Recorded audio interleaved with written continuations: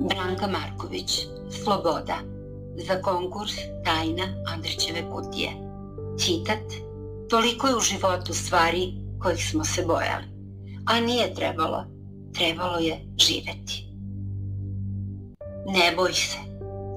Pogledaj konačno iza sebe i prepoznaj to čudo koje si tako lako stvorio, ali tek onda kad si strah zamenio svetlošću.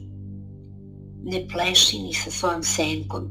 Vreme je da je pustiš i ne daš joj da ti iz duše otme poslednji plamičak koji bi osvetlio sve tvoje nedoumice.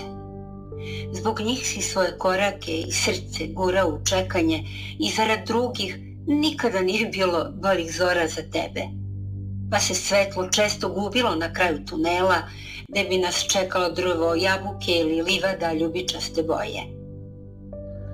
A nismo ni pokušali da to saznamo. Mi smo, dragi moji, samo mislili da živimo dok živeli i nismo. I sve nam je nekako izmicalo, hladovine su nas zaobilazile, a sunce se nikad nije ni nagnulo baš iznad nas i utopilo nam suze. Jer stalno smo čekali da se sam rascveta taj naš trenutak, ne verujući da ga samo mi možemo postaći na slobodu. Bojali smo se jastuka na kojima bi sačekali radost i udahnuli je, uvek izabravši klupu kraj prašnjeve staze.